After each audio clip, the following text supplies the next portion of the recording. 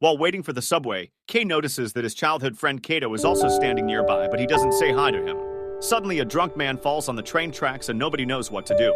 Kato jumps in and tries to move the guy, but he can't do it alone. He asks the crowd for help and even calls Kei by name, but everyone ignores him. With no other choice, Kato moves the man as much as he can, and once he's at the platform's edge, the crowd finally helps him pull the man up. At that moment, the train appears and Kei tries to help Kato get back too, only for both of them to fall.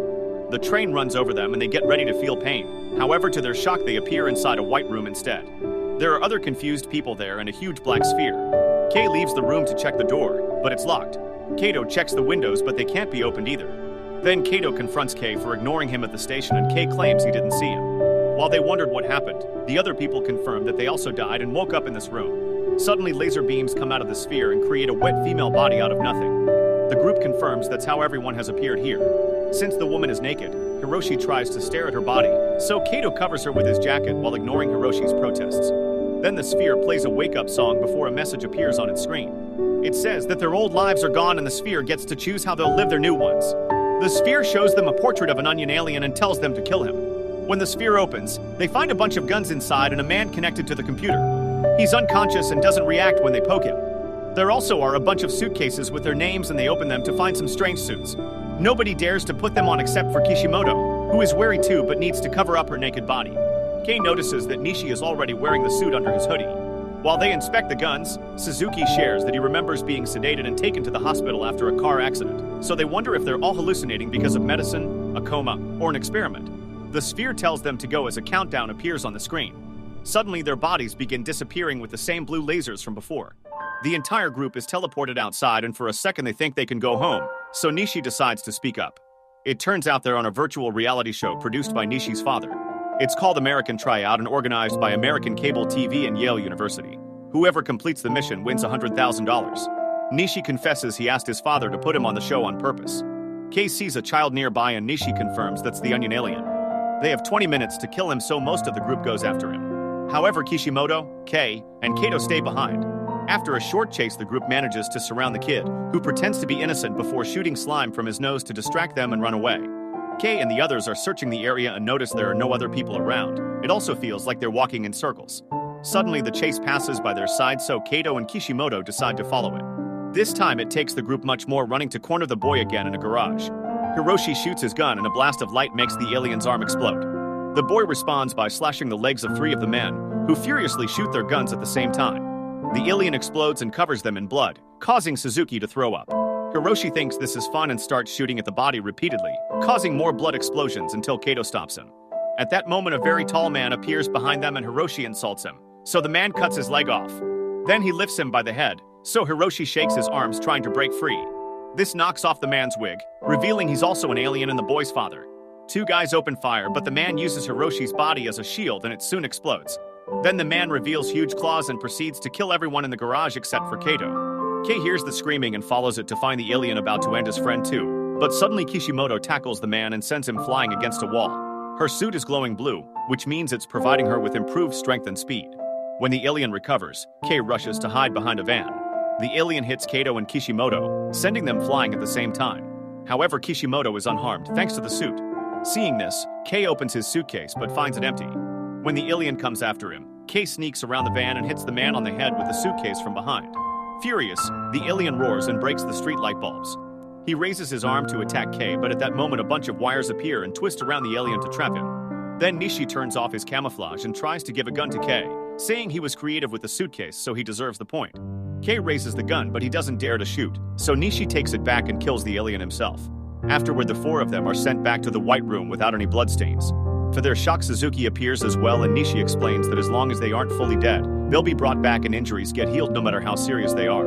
He refers to the sphere as gone as the countdown finally ends. Then it assigns points for the mission. Everyone gets 0 and insults except for Nishi, who gets 5 and has now accumulated 79. The pictures of the men who died in the garage are added to the long list of all the people who have been dying in the show.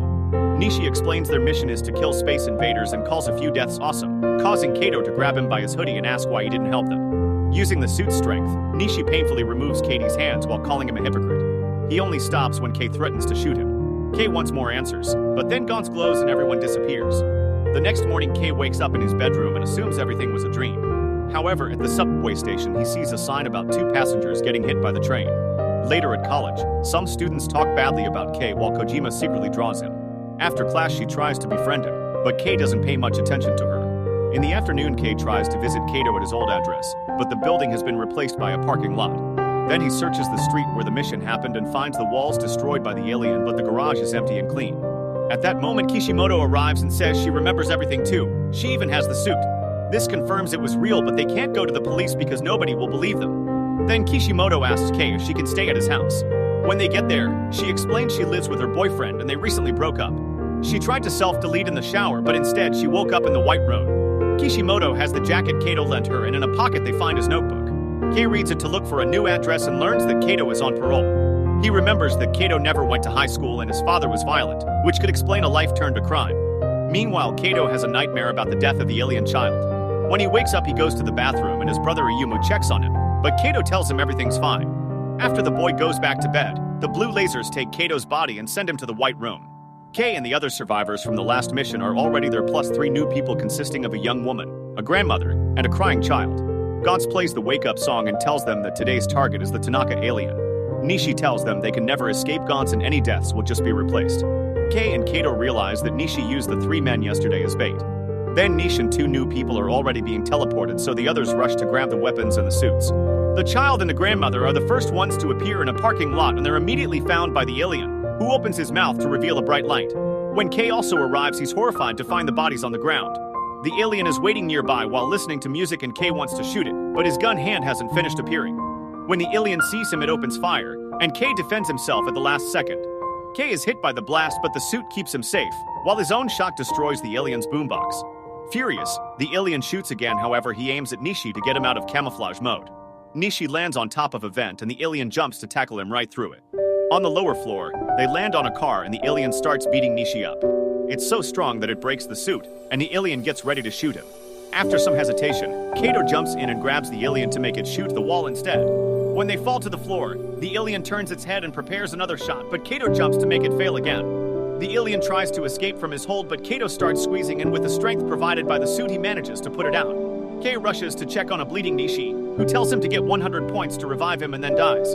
Suddenly, the alien appears behind Kato and punches him down. Then it turns to shoot at Kishimoto, but Kato tackles her to save her, and the shot destroys a few cars instead. The alien starts hitting Kato, who pushes Kishimoto out of the way to protect her again. Kei wants to shoot it, but he can't because he would hurt his friends. When the alien gets ready to shoot Kato, Kishimoto grabs a pipe and begins hitting its head with it, causing the shot to destroy the power switches instead. The creature comes after Kishimoto and grabs her arm, so she kicks him in the groin, but nothing happens. It throws her away and Kato catches her just in time. Afterward, the alien chases after Kei and corners him against a car to start hitting him. Kei's suit begins inflating and gives him enough strength to punch the alien, making it crash against the ceiling. When the alien tries attacking him again, Kei begins punching it against a car and they end up falling through the window.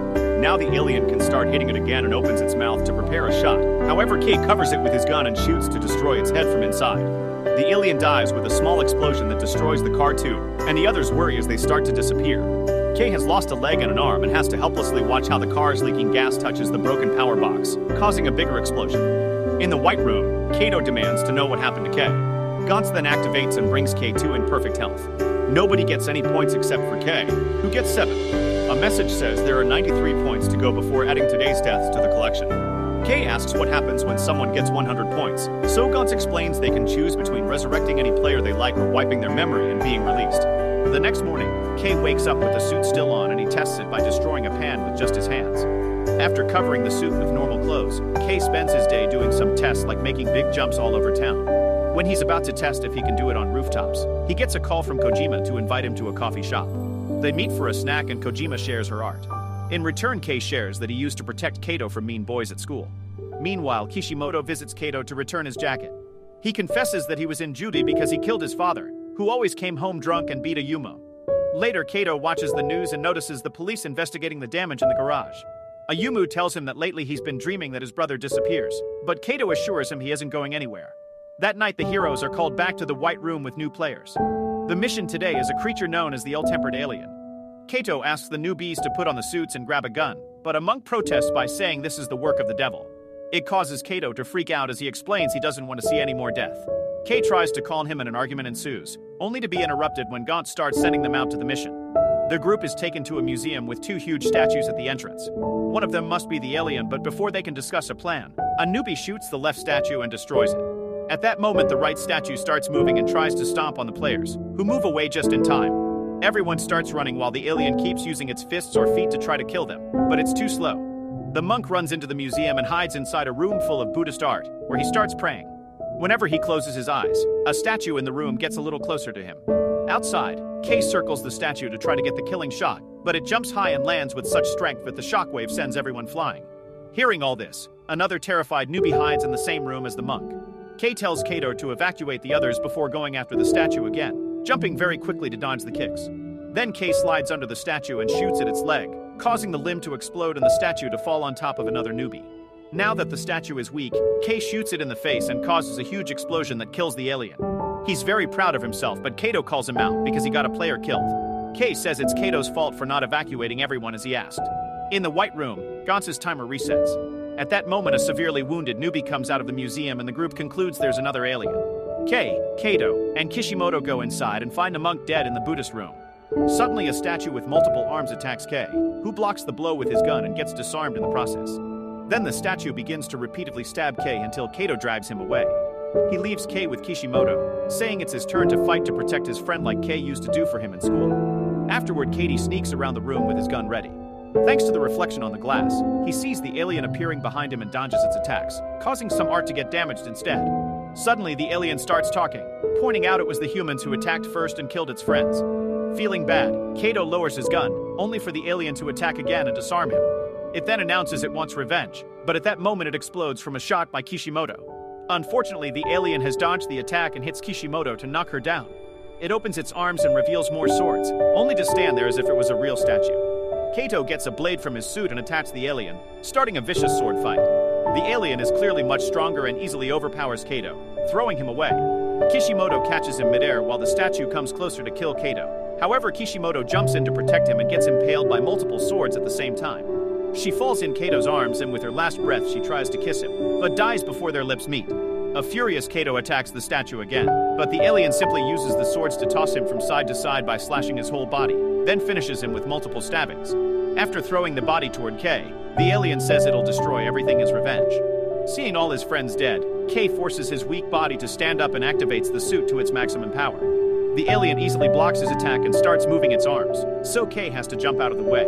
Then he notices a gun stuck in the railing, so he makes another jump to dodge the swords and grab it. When the alien is close enough, Kay opens fire. However, the creature blocks the shot with its swords. Next, the alien drops a small Buddha statue on the ground. The figure begins to crack and grow, getting so big that it destroys the stairs and bursts through the roof. In the process, its giant hand has picked up Kay and now claps to kill him, but Kay ends up falling. He starts running away but stops when he hears Kato's voice and receives his friend's gun. Kay opens fire and the statue tries to grab him, only to get the hand blown up instead. Then Kay runs up the statue's arm, but when he reaches the face, he gets headbutted and falls. Refusing to give up, Kay punches the statue's face and ends up getting swallowed instead. Now he's inside the creature. Kay can shoot all around him and kill the alien with a huge explosion. Afterward, Kay runs to check on Kato but disappears before he can help. Suzuki and a newbie are already in the White Room, but not the others. Gaunt gives Kay 13 points before adding the new photos to the dead list. As soon as Kay sees Kishimoto and Kato, he asks to get his friends back, but Gaunt reminds him he needs 100 points. The next day at the station, Kojima notices that Kay is in a bad mood and offers her help, but Kay ignores her. Then a kid starts crying because his hat fell on the rail, so Kay jumps in and retrieves it, making the child very happy. At that moment, the train appears, but Kay doesn't move, so Kojima immediately drags him back to the platform to save him. She cries as she explains she likes him and Kay promises to her that he won't die. Later, Kay visits Ayumu to drop the bad news. That night, Kay reappears in the White Room, where Suzuki plus a bunch of new people are waiting. Then Gaunt begins playing its song to announce a new mission. Meanwhile, Kato appears in a crowd outside the museum. Make sure to subscribe and turn on notifications so you can watch more videos like this. Thanks for watching!